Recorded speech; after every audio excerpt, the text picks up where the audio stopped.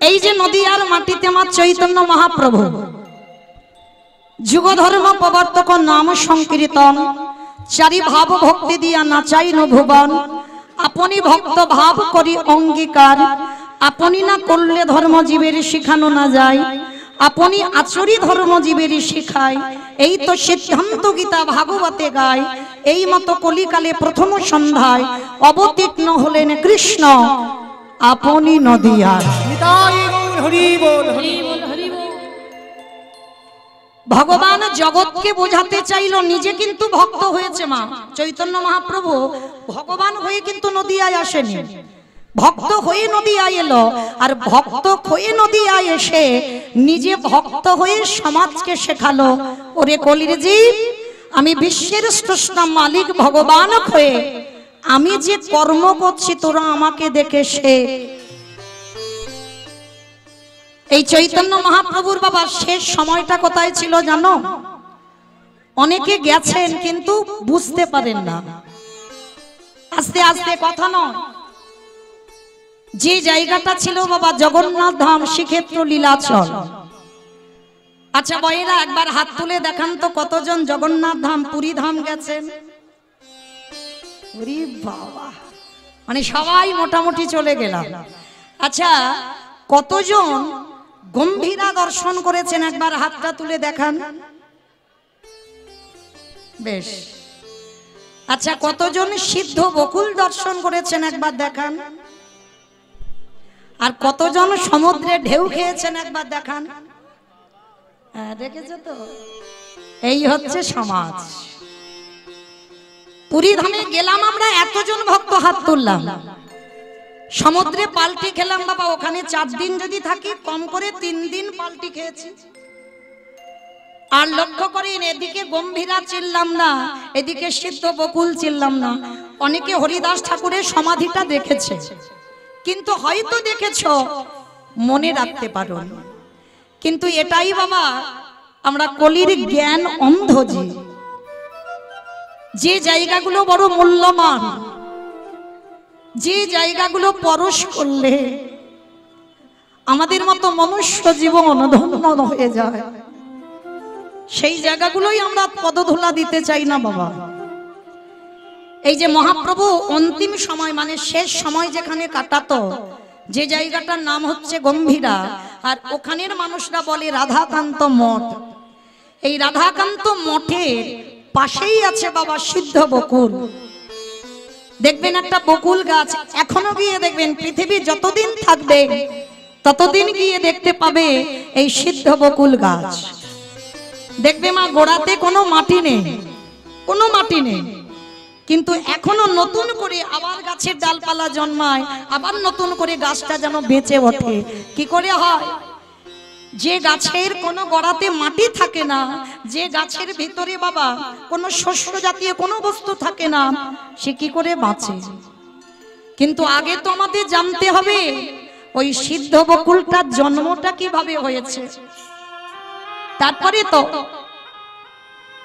এই সিদ্ধ বকুলের জন্ম যেমন তেমন ভাবে হয়নি বাবা। এই পৃথিবীর মাটিতে সব থেকে নাম জপ বেশি করতো বাবা নামাচার্য হরিদাস ঠাকুর। ওনার মতো নাম জপ কেউ করতে পারেনি কোনোদিন করতে পারেনি। বড় মূল্যবান কথা মা একটু মন প্রাণ দিয়ে আস্বাদন করবেন কেমন? এই যে হরিদাস ঠাকুর প্রতিনিয়ত যেখানে সিদ্ধ বকুল গাছ আছে তখন বকুল গাছের জন্ম হয়নি বকুল গাছে জন্মাবার আগে হরিদাস ঠাকুর প্রতিনিয়ত ওখানে বসে বসে নাম জপ করত। আর ভক্ত কাকে বলে জানো? শিখে না। এই হরিদাস ঠাকুর এই আঠা মাখিয়ে রুটি বানিয়ে তারপরে সেকে খাবে না। হরিদাস ঠাকুর এমনই একজন ভক্ত ছিল মনে মনে ভাবতো গৌর হরি সেই তো ওই আঠাটা গিয়ে পেটেতে গলে যাবে তাহলে কিসের জন্য আমি এত পরিশ্রম করে আমাকে রুটি বানাতে হবে? তার থেকে যদি আমি গ্লাসে আঠাটা গুলে খেয়ে নিই তাতে তো আমার সময় নষ্ট হবে না আর ততক্ষণে তো আমার নাম জপটা হবে। ভাবতে পারছেন মা? রুটি বানাতে টাইম লাগবে, নাম জপের সংখ্যা কমে যাবে, ওই জন্য গ্লাসে করে আটা গুলে রোজ খেয়ে নেয়। একদিন আমার ভগবানের অন্তরে বড় ব্যথা লাগলো, ভক্ত আমার নাম জপ করবার জন্য রুটি বানাচ্ছে না, শুধুমাত্র গ্লাসে আটা গুলে খেয়ে নেয়। এত বড় ভক্ত আমার। যাই, মহাপ্রভু গম্ভীরা থেকে এসে হরিদাসকে হৃদয়ে নিয়ে বলছে, হরিদাস শোনো, তুমি এই যে প্রতিদিন এইভাবে নাম জপ করো, তোমার খাওয়া ঠিক হয় না। শোনো, আজকে থেকে তোমার খাবারের চিন্তা করতে হবে না, আজকে থেকে তোমার খাবারের চিন্তা আমি করব। ও হে গৌর হরি, এই জগতের সংসারের মাঝে আমার মতো পাপী, আমার মতো অধম, হে জগতে আর কেউ না। গৌর হরি, তুমি আমার জন্য খাবার দেবে প্রতিদিন? বলে হ্যাঁ। যে আমাকে চাই তারই আমি চাই, যে আমারে না চাই আমি তারই না চাই। এই জগতের সংসারের মাঝে আমার চরণে যে জন দেহ মন প্রাণ সমর্পণ করে, এই পৃথিবীতে তার হয়ে যদি কেউ না থাকে, আমি ভগবান হয়ে তার হয়ে যাওয়া। যে জন কৃষ্ণ বলে, হরি বল হরি বল হরি বল।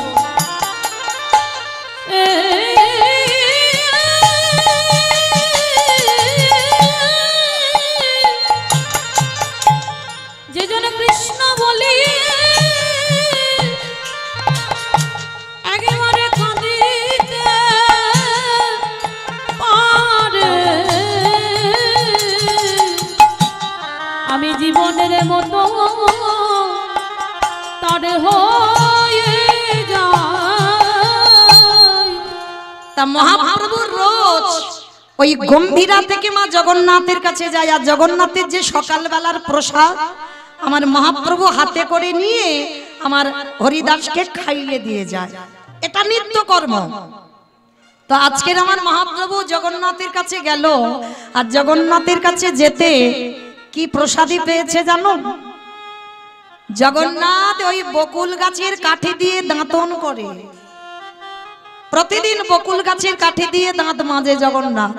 আর আজকে সকালবেলা আমার মহাপ্রভুর হাতে ওই বকুল গাছের কাঠিটা পড়েছে। মহাপ্রভু বকুল গাছের কাঠিটা নিয়ে ভাবে, ওরে ভক্ত রে, আজ তোকে ভালো মতো কিছু দেবার মতো কিছু পেলাম না, তাহলে বকুল গাছের কাঠিটা যখন পেলাম, এটাই আজকে তুই প্রসাদী পাবি। মহাপ্রভু এসে হরিদাসকে বলছে, হরিদাস, ও হরিদাস এইদিকে এসো। প্রভু আমায় ডাকছিলে? শোনো হরিদাস, আজকের আমার জগন্নাথ তোমার জন্য প্রসাদী দিয়েছে। বলে প্রভু কি দিয়েছে দেখি একবার। যেই না হাতে করে নিয়েছে না, দেখে না বাবা, একটা বকুল গাছের কাঠি। বকুল গাছের কাঠিটা নিয়ে বলছে, হরিদাস আজকে তুমি এইটুকু প্রসাদ পাওয়ার কিছু জোটেনি তোমার জন্য। বলে ঠিক আছে প্রভু, এটা তো মহাপ্রসাদ, কারণ এটা জগন্নাথই প্রসাদী করেছি, তারপরে তুমি একটু পেয়েছো, তারপরে আমি পাবো। আর অনেকটা বড় কাঠি তো বাবা, অর্ধেকটা হরিদাস ঠাকুর সেবা করেছে, আর অর্ধেকটা রেখে দিয়েছে। আর অত বড় কাঠিটা সেবা করতে পারিনি, অর্ধেকটা রেখে দিয়ে ওই যেখানে বসে বসে নাম জপ করছিল, ওই সামনে বাবা মাটিতে বকুল গাছের কাঠিটা পুঁতে দিয়েছে। আর বকুল গাছের কাঠিটা পুঁতে দিয়ে হরিদাস ঠাকুর বসে বসে নাম করছে। আর এত রোদ, ওই রোদ যখন আমার হরিদাসের অঙ্গে পড়ছে না, সর্ব অঙ্গ দিয়ে বাবা যেন ঘাম ঝরে ঝরে পড়ছে, এতটা গরম, এত তাপ হয়েছে। তা প্রভু আমার ওই গম্ভীরায় আর থাকতে পারছে না। ভক্তের কষ্ট হচ্ছে না। ও মায়েরা, আমরা বলি আমরা জগতে কত কষ্ট পাই, আমার ভগবান নাকি কষ্ট পায় না। কিন্তু একটা কথা মনে রেখো, ভক্ত যত না কষ্ট পায় তার থেকে হাজার হাজার গুণে বেশি আমার ভগবান কষ্ট পায়। কারণ তিনি ভক্তাধীন, ভক্তির অধীনে থাকেন। প্রতিটা ভক্তির মধ্যে আমার ভগবান বিরাজ করে। তোমার ভগবান এত কষ্ট পাচ্ছে হরিদাসের নাম জপ দেখে, তাই এসে বাবা জগন্নাথ আর থাকতে পারেন। মন্দির থেকে এসে ওই এত রোদে বসে আছে, আমার জগন্নাথে পরশ করেছে। কোথায় গো? ওই যে বকুল গাছের কাঠিটা মাটিতে পুঁতে দিল, ওই যখনই বকুল গাছকে পরশ করলো, সঙ্গে সঙ্গে মা একেবারে ডালপালা গাছ হয়ে একেবারে হরিদাসকে আচ্ছাদন করে আছে। মহাপ্রভু সকালবেলা এসে দেখে না হরিদাস গাছের তলায় বসে। মহাপ্রভু দেখা মাত্র চমকে উঠে, হরিদাস কি কাল আমি দেখে গেলাম এখানে কোনো গাছ ছিল না, আর আজকে রাতারাতির মধ্যে এত বড় গাছ হয়ে গেল কি করে? হরিদাসের চরণ দুখানা জড়াইয়ে ধরে বলে, গৌরে খে এই যে গাছ দেখছো এটা তো সাধারণ গাছ নয়, আমার মন্দিরের জগন্নাথে কৃপা করে ওই গাছটাকে পরশ করে বকুল গাছ করে দিল, যাতে আমার ভক্ত যেন কষ্ট না পায়। আজকের হরিদাসকে প্রভু আমার বুকে নিয়ে বলল, ও হরিদাস, এই জগতে অনেক ভক্ত আমার আছে বটে, কিন্তু শোনো শোনো হরিদাস, তোমার মতো করে প্রেমে দিয়ে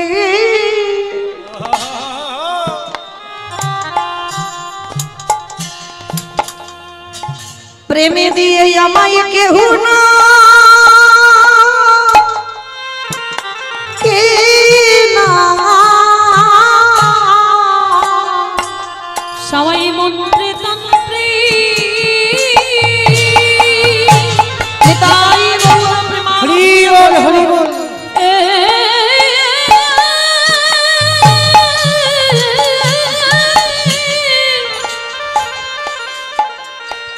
সবাই মন্ত্রে তন্ত্রে নাকি মাটে, কিন্তু তোর মতো এমন প্রেম দিয়ে না কেউ ডাকে না। সেই হরিদাসের যখন যাবার সময় হলো, হরিদাস বললেন, গৌর খেয়ে এমান আমায় তুমি বিদায় দাও, চিরজনমের মতো তোমার চরণে ছেড়ে আমি যেতে চাই। আস্তে ও মায়েরা, যদি ভগবানকে কোনোদিন ভালোবাসো, এইভাবে ভালোবাসো, তুমি ভগবানকে ছেড়ে চলে যাবে, কিন্তু আমার ভগবান কোনোদিন ভক্তকে ছেড়ে যায়। আর যদি কোনোদিন ভগবানের কাছে কিছু চাইবার থাকে, আমি অধম বাবা, আমি ভজনেরও কিছু বুঝি না, যদি কোনোদিন কিছু চাইবার থাকে ভগবানের কাছে, একটাই বস্তু চাইবে। কি চাইবে জানো? বিজয় সরকার একটা গান লিখেছে বাবা, এই বিজয় সরকারের গানের ভাষাগুলো একটু শ্রবণ করবেন। তোমার নামে নীতি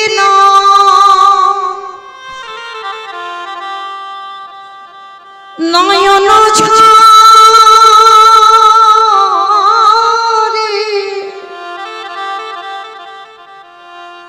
প্রেম বর্ণনা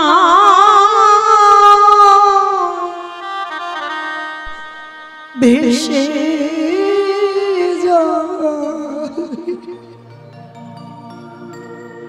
দয়া তুমি চিরকাল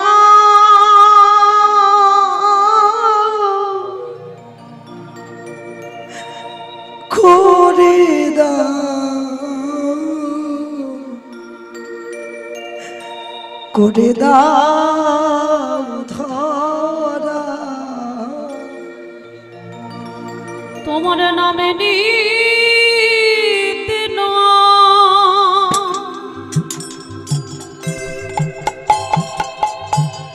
নয়ন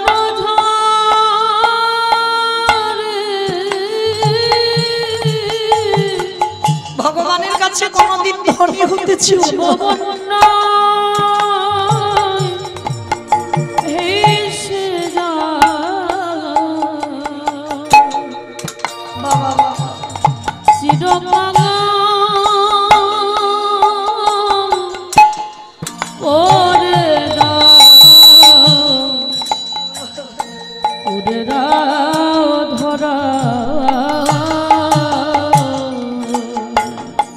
মায়েরা।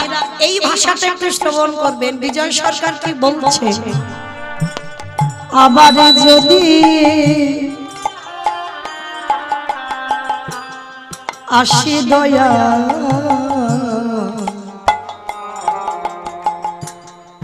এ ভব সংসারে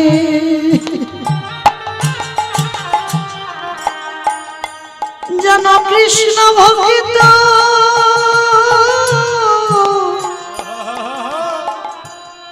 মায়ের গর্ভে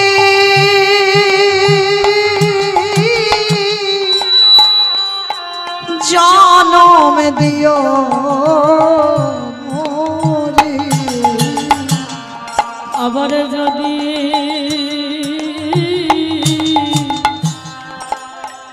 আসি দয়া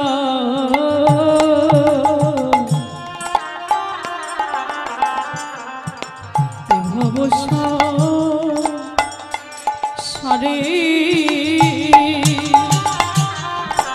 যেন কৃষ্ণ ভক্তি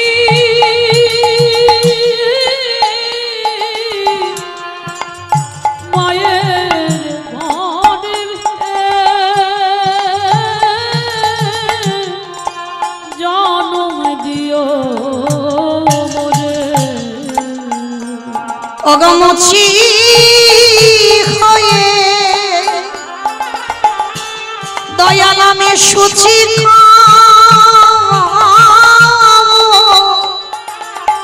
সেদিন মুচি হয়ে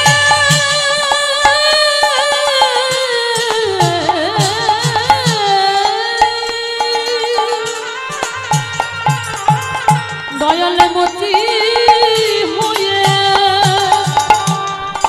আমি সুচি হব। আমার মনে যদি অনুরাগী হব চিরকাল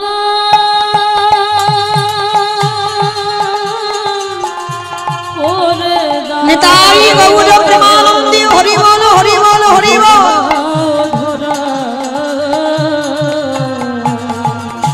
আস্তে তাহলে মায়েরা ভগবানের কাছে যদি কোনোদিন কিছু চাইতে হয় ভগবানের কাছে এটাই চেয়েও যে সারা জীবন যেন আমি কাঙালি হতে পারি। ও মায়েরা মনে রেখো, একটা নারী পারে তার সংসারটা পরিবর্তন করতে, একটা পুরুষ নয়। সংসার সুখের হয় পুরুষের গুণে, পুরুষের গুণে, রমণীর গুণে। এটা আমার কথা নয়, এটা ক্ষণর বচন, তাই না? সংসার সুখের হয় রমণীর গুণে। কিন্তু মা একটা কথা বলি, এই যে রমণীর গুণ, এই নারীর কথা বলতে গিয়ে একটা কথা মনে পড়ে গেল, একটু মন দিয়ে শুনবে।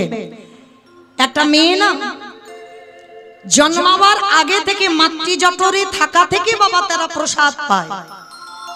আর প্রসাদ ভোজি মানে বোঝো তো মা, ভগবানকে নিবেদন করে প্রসাদ পায়।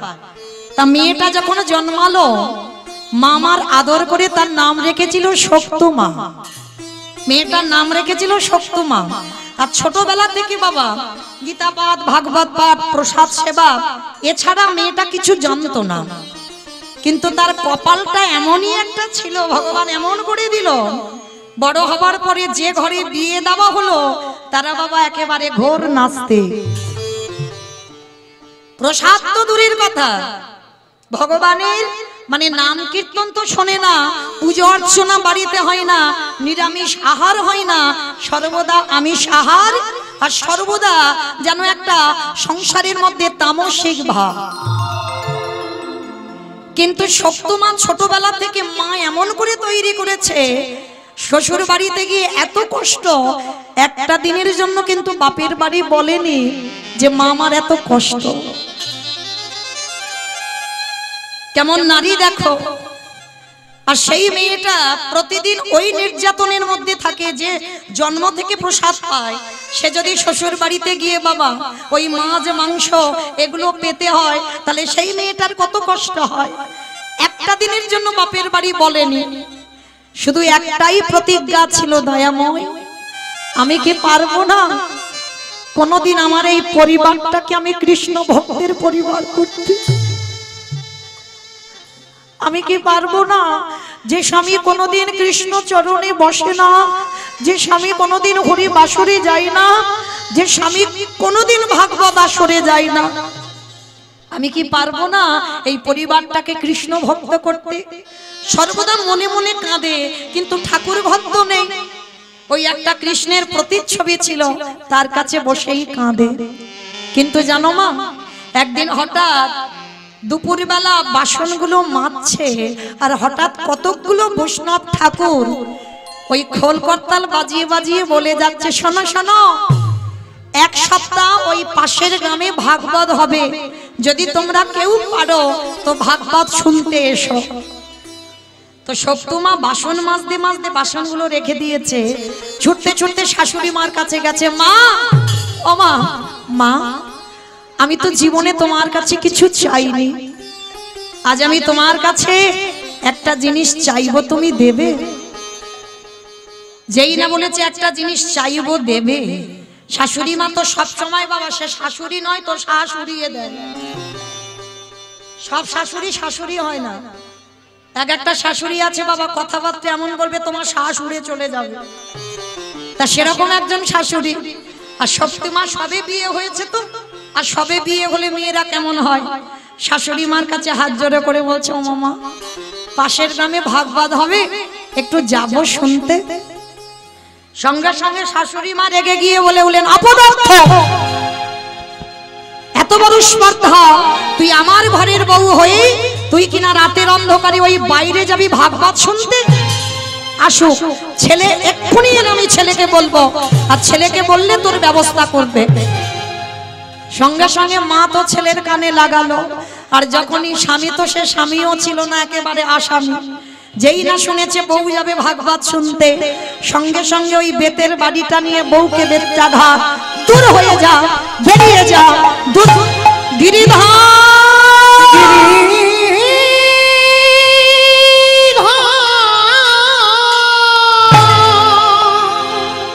এত মারা মেরেছে, মেয়েটার সর্বঙ্গ দিয়ে রক্ত ঝরছে, ঘরের মধ্যে রেখে দিল দরজা বন্ধ করে। আরে শক্তমা বসে বসে কাঁদছে আর বলছে, গিরিধর ছোটবেলা থেকে তোমার নাম ভালোবেসেছি, ছোটবেলা থেকে তোমার এই ভাগবত পাঠ গীতা পাঠ এতেই আমার জন্ম, কিন্তু এমন ঘরে তুমি আমার সংসার করিয়ে দিলে যে বাড়িতে কৃষ্ণ নাম বলা যায় না, কৃষ্ণ নাম শোনাও যায় না। এত কান্না কাঁদছে না সারা রাত, আর বাইরে থেকে শাশুড়ি দরজা বন্ধ করে দিয়েছে। ও মায়েরা, ডাকার মতো যদি ডাকা যায় সে কি থাকতে পারে মন্দিরে? পাথর রূপী ত্যাগ করে দিয়ে শাশুড়ি মার রূপ ধারণ করেছে আমার গিরিধর। আর শাশুড়ি মার রূপ ধারণ করে দরজা বাইরে থেকে খুলে আজ শক্তমার কাছে গিয়ে বলছে, বৌমা বৌমা। চমকে উঠেছে, কে কি আমায় এমন করে বৌমা বৌমা বলে ডাকলো? বৌমা। সর্ব অঙ্গে আমার ভগবান শাশুড়ি হয়েছে, ওটা কিন্তু শাশুড়ি নয়, ভগবান শাশুড়ির রূপ ধরে এসেছে। সর্বাঙ্গে হাত বুলিয়ে দিল। পরশমণি পাথরের নাম শুনেছ মা? লোহাতে ঠেকালে লোহা সোনা হয়ে যায়।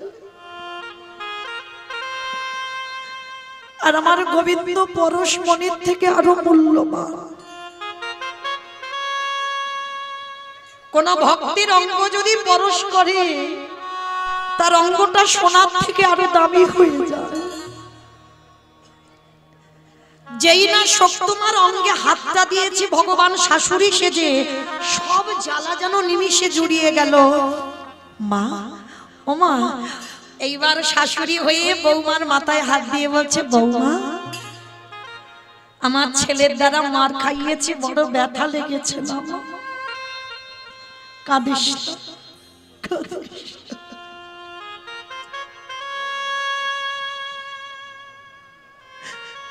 যা, এতক্ষণে আমার ছেলে ঘুমিয়ে পড়েছে, আমি নিজে দরজা খুলে দিচ্ছি, যা তুই একটু ভাগবত শুনে আয়।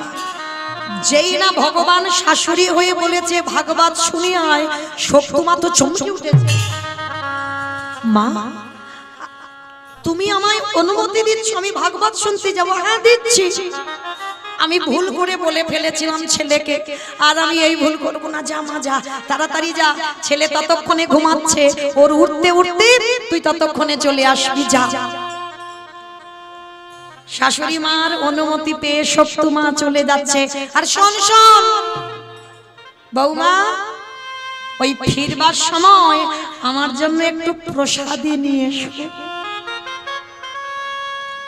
শক্তমার মনে আনন্দ, আর ছুটতে ছুটতে ওই যেখানে ভাগবত হচ্ছিল ওই ভাগবত আসরে গেছে। আর যখনই ভাগবত আসরে গেছে, সারা রাত ভাগবত শুনেছে, সারা রাত নিত্য কীর্তন করেছে, আর সকালবেলা প্রসাদীটা নিয়ে বাড়িতে যাবে। আর ওদিকে আসল শাশুড়ির তো ঘুম ভেঙে গেছে ভোরের বেলা। আর ঘুম ভেঙে গিয়ে দেখে না বৌমার দরজা খোলা, আর বাইরের দরজা খোলা, বৌমা গেছে ভাগবত শুনতে। এইবার আছে কোথায়? শাশুড়ি মা তো রেগে বসে আছে দরজার ধারে, ছেলের কানে লাগিয়ে দিল, ছেলেও রেগে বসে আছে, বলে আসুক ওই বৌমা আজকের ঘরে, ওকে সারা জীবনের মতো ঘর থেকে বের করে দেব।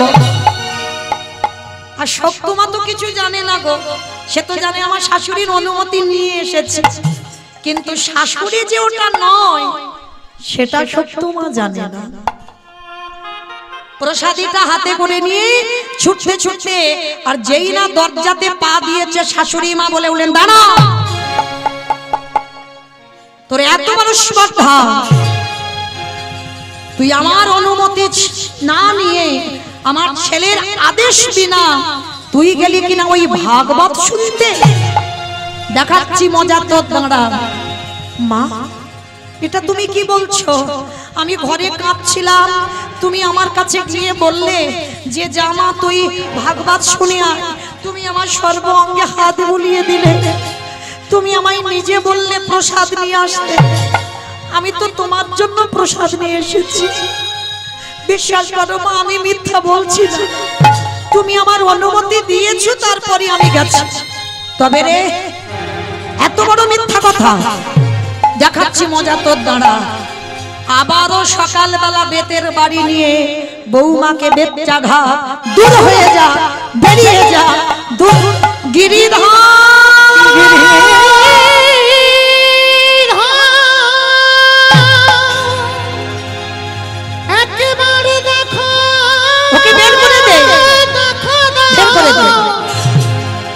ওগো তুমি নাকি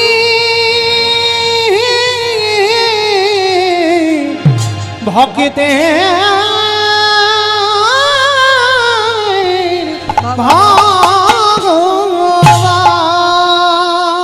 যেই না বললেন ওকে গলা ধাক্কা দিয়ে বের করে দে। ভক্ত বাৎসল্য ভগবান মন্দিরের ওই প্রতিচ্ছবির মধ্যে বসে আছে। কে বলেছে গো চিত্রপটে ভগবান থাকে না? শক্তমাকে এত মার মারল, সর্ব অঙ্গ দিয়ে রক্ত ঝরছে। গিরিধা, তোমারে ভালোবাসলে যে এত কষ্ট পেতে হয় যদি জানতাম, আমি কোনোদিন তোমায় ভালোবাসতাম না। এত মারা মারলো। এই বাসি বাসে কাপড় পরে আছে কাচবে কে? এঠো বাসন পরে আছে মাজবে কে? ঘর বাড়ি পরিষ্কার করবে কে? ওদিকে আমার ভগবান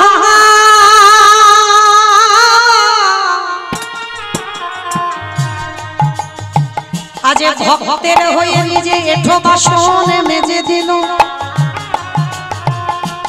ভক্তের হয়ে ভগবান বাসি কাপড়ে কেচে দিল। ভক্তের হয়ে ভগবান আজ দেখো নিজের হাতে ওই ঘর দেওয়া মুছে দিল। সে যে ভক্তের নিতাই গৌর হরি বল, হরি বল, হরি বল। ভক্তের লাগে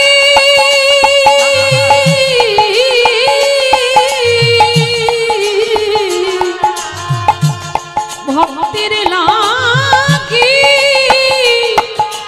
সব করিতে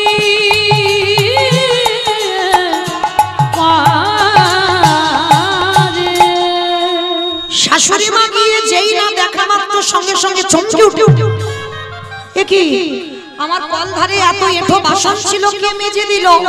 আমার বাসি কাপড়গুলোকে ছাদে পরিষ্কার করে ধুয়ে দিল? ঘর বাড়ি কে ঝাড়ু দিয়ে মুছে দিল? সঙ্গে সঙ্গে সত্যমার আর বুঝতে দেরি হলো না।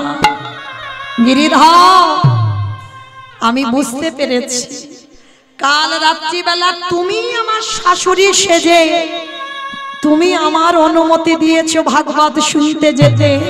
সেটা যদি সত্যি হয়, তোমার চরণে আমার নিবেদন, একেবারে কৃপা করে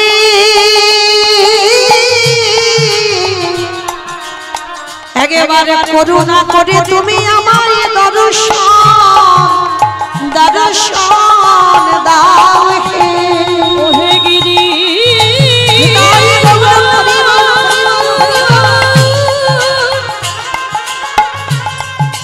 একেবারে কৃপা করে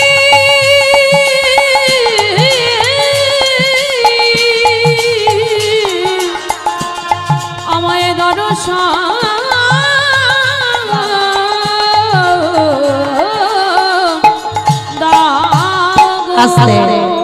দৈব মানি করল সত্য।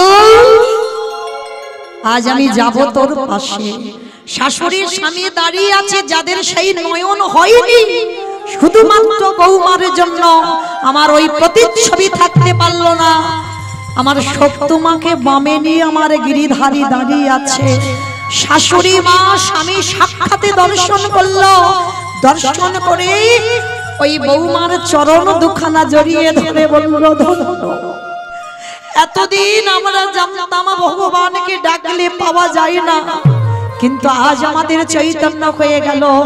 আজ থেকে আমরা কেউ ভগবানের চরণ সেবা করব না। আজ থেকে বৌমা আমি তোমার চরণ ভজন করব। নিতাই গৌর প্রেমানন্দে হরি বল, হরি বল। তাহলে ভগবানের প্রতি সর্বদা বিশ্বাস রাখতে হবে মা। আর বিশ্বাস যদি রাখা যায়, ভগবান তোমার সামনে ঢাল হয়ে দাঁড়ায়। যদি বলো তার প্রমাণ আছে, কুরুক্ষেত্রের মাঠে বাবা যখন ওই গান্ধারীর একটা একটা করে সন্তান প্রাণ হারাচ্ছে, কথাগুলো বলছিল কে? সঞ্জয় দিব্য নয়নে দর্শন করে অন্ধ ধৃতরাষ্ট্রকে বর্ণনা করেছিল। ভালো করে এই জায়গাটা শুনবেন, বিশ্বাসটা কেমন বস্তু হয়। ভগবানকে ডাকলে পাওয়া যায় না? যায়। আজকে যখনই একটা একটা করে ছেলের মৃত্যু খবর পাচ্ছে অন্ধ ধৃতরাষ্ট্র, আর অন্ধ ধৃতরাষ্ট্র চোখে দেখতে পাই না, কিন্তু বাবা হৃদয়টা জ্বলে যাচ্ছে। কেন? একটা একটা করে ছেলের মৃত্যু খবর যখন পাচ্ছে, দুর্যোধন উরুভঙ্গ হয়েছে, দুঃশাসনের বক্ষ চিরে রক্ত পান করেছে ভীম, ওই একটা একটা কথা শুনছে আর সর্ব অঙ্গটা যেন আগুনের মতো জ্বলে যাচ্ছে। এত ক্রোধ এসে গেল অন্ধ ধৃতরাষ্ট্রের, রেগে গিয়ে ডাক দিয়েছিল, বিদুর, বিদুর যাও, এক্ষুনি তুমি আমার কাছে আমার ভীমকে ডেকে পাঠাও। যেই না বিদুরকে খবর দিয়েছে, বিদুর গিয়ে খবর দিল, সঙ্গে সঙ্গে বাবা পঞ্চ পাণ্ডব এসে হাজির। শুধু ভীম একা নয়, প্রথমে যুধিষ্ঠির মহারাজ যখনই এসেছে, চোখে তো দেখতে পায় না ধৃতরাষ্ট্র, সর্বাঙ্গে হাত বুলিয়ে দেখছে এ তো ভীম নয়, কিন্তু সে তো ভীমকে খুঁজে বেড়াচ্ছে, ভীম কই? তো ভীম যখন পাশে দাঁড়িয়ে আছে, যুধিষ্ঠির বলছে, জেঠু আমি এসেছি। বলে, তোমাকে তুমি ডাকিনি, আমার ভীমকে এক্ষুনি চাই। কেন বাবা এরকম করে বলছে? ভিতরে তো আগুন জ্বলছে, ওই যে 100টা ছেলে মরেছে, সেই আগুন এত জ্বলছে, সেইটা সহ্য করতে পারছে না। তা যেই না ভীম পাশে ছিল, এবার ভীম আসবে, সঙ্গে সঙ্গে ভক্ত বাৎসল্য ভগবান, যেই না ভীমই আমার ধৃতরাষ্ট্রের কাছে যেতে যাবে,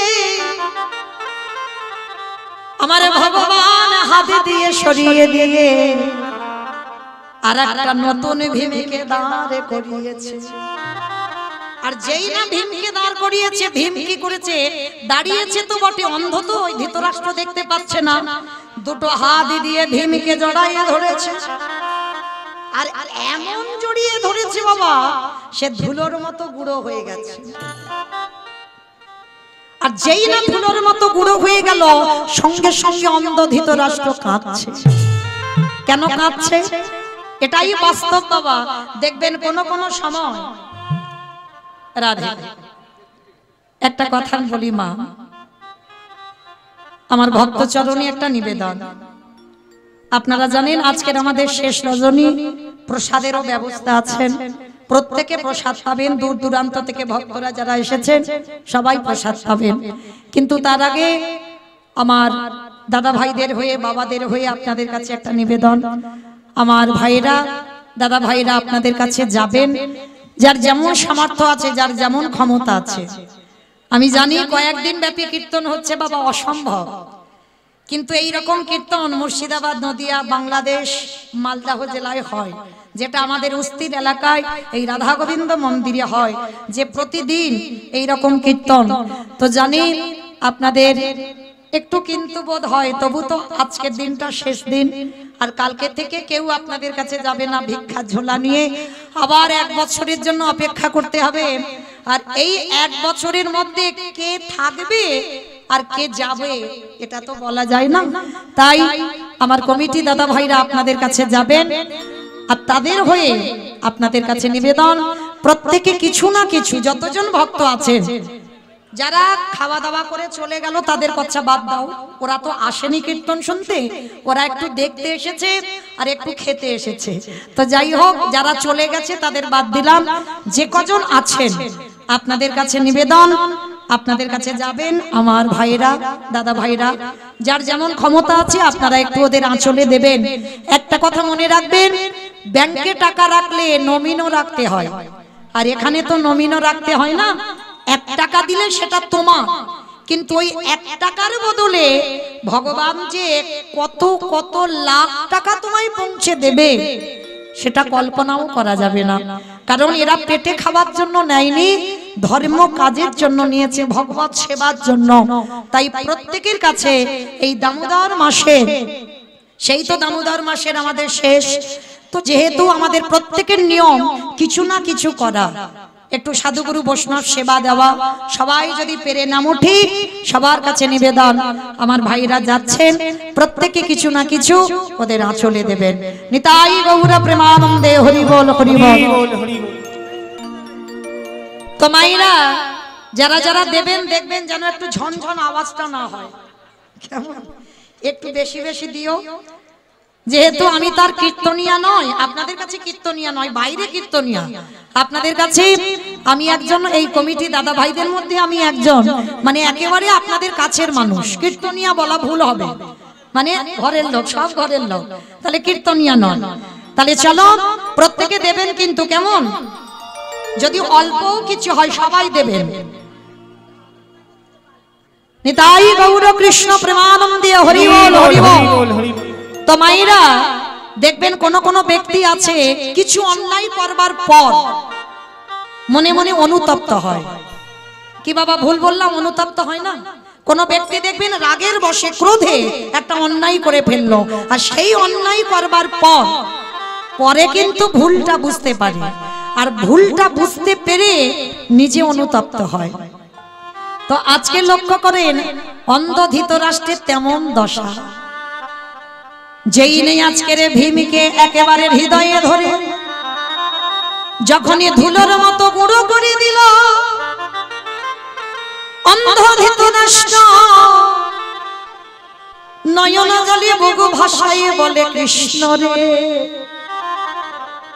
আমি অন্যায় করেছি, আমি ভুল করেছি, আমি বুঝতে পারিনি, আমি রাগের মাথায়, আমি যখন শুনলাম আমার 100টা ছেলে একটা একটা করে মারা যাচ্ছে, তখনই আমি রাগের মাথায় সংকল্প নিয়েছিলাম যে নিজের হাতে আমি ওই ভীমকে বধ করব। আমারে ভগবান মৃদু হেসে বললেন, জেঠু গো, এই জগতের সংসার মাঝে কার মনের ভিতরে কি চলছে এটা জগতে কেউ জানে না, ওটাই আমি ছাড়া আর কেউ বোঝে না। ও জেঠু, কে বলেছে তোমায় তুমি ভীমকে মেরেছো? কখনো তুমি মারোনি। না কৃষ্ণ, আমি নিজের হাতে ওকে বুকে চেপে ধরে মেরেছি। বলে দূর, ভীমকে মারোনি। দেখবে এইবার আসলে ভীমকে এনে দাঁড় করিয়েছে। সর্বঙ্গে যখন হাত বুলিয়ে দেখলো সত্যিকারের ভীম দাঁড়িয়ে আছে, অন্ধ ধৃতরাষ্ট্রকে দিয়ে বলল, কৃষ্ণ রে আজ আমি জেনে গেলাম তুই সত্যিকারের ভক্তের ভগবান। কিরে? বলে জেঠু, তুমি ভাবলে কি করে কৃষ্ণ ভক্তকে নিধন করা যায়? এই জগতে যার সঙ্গে কৃষ্ণ রয় তার কি কোনোদিন অপমৃত্যু হয়? পারবে না, তুমি কৃষ্ণ ভক্তকে নিধন করতে পারবে না।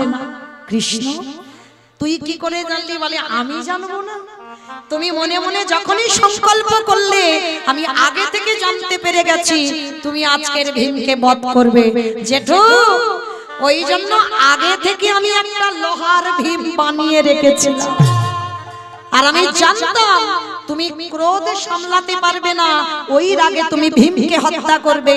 ওই জন্য তোমার সামনে আমি লোহার ভীম দাঁড় করিয়েছি। এইবারে ধৃতরাষ্ট্র কাঁদে আর বলে, কৃষ্ণ রে তোর কাছে আমার নিবেদন রইল। কি নিবেদন? কৃষ্ণ, একটা জিনিস তোর কাছে চাইবো, তুই দিবি। কি চাও জেঠু? ক্ষণকালের জন্য, ক্ষণ সময়ের জন্য তুই আমার দৃষ্টি শক্তিটা ফিরাইয়ে দে। ও, তুমি পৃথিবীর আলো দেখবে না? পৃথিবীর আলো দেখবো না কৃষ্ণ রে, তুই যে আমার পঞ্চ পাণ্ডবদের সঙ্গে রইলি, তোর ভুবন মঙ্গল ভুবন রূপখানা আমি একবার নয়ন ভরে দেখতে চাই। জেঠু, তুমি ওই রূপ দেখবার জন্য তুমি দৃষ্টি চাইছো, যেই না করুণার হাত বুলাইয়ে দিল, সঙ্গে সঙ্গে দৃষ্টি শক্তি ফিরে পেল। আর যেই না দৃষ্টি পেল সঙ্গে সঙ্গে বলছে, কৃষ্ণ আর একটা জিনিস চাই। আবার এই তো তুমি চোখ চাইলে, চোখ দিলাম, আবার কি চাও? বলে আর একটা জিনিস। কি চাও বলো? দে দে আমার অন্ধ করে দে রে। আমি আর তো নিতাই গৌর হরি বল, হরি বল। আর তো নয়ন চাহি না রে, দে দে অন্ধ করে দে রে। যেই না বলেছে আমায় অন্ধ করে দে, কৃষ্ণ বলছে জেঠু তুমি অন্ধ হবে কেন? ওরে কৃষ্ণ রে, এই জগতের সংসারের মাঝে যে জনে আগেবার কৃষ্ণ রূপে দেখে ফেলে, তা তো বাচ্চিক জগতের আর কিছু দেখতে ভালো লাগে না। তাই তোর রূপে যখন আমি দেখে ফেললাম,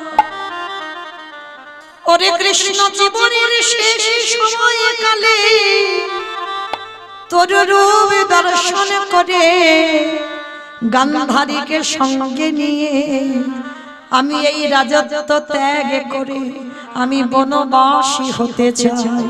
নিতাই গৌর হরি বল, হরি বল। তাহলে মায়েরা আপনারা দেখেন, আমার সেই চৈতন্য মহাপ্রভু জগৎবাসীকে শিক্ষা দিলেন, ওরে জগৎ, ভগবানের চরণে যদি বিশ্বাস রাখা যায় অবশ্যই ভগবত কৃপা লাভ হয়। তাই তো চৈতন্য মহাপ্রভু কেহ বলে পুরবেতে রাবণ বধিলা, কেহ বলে পুরবিতি, আমার উলু কই, কেহ বলে পুরবেতে রাবণ বধিলা, কেহ বলে পুরবেতে আমারে গোনারি, গোনা গোনা গোনা গোনারি।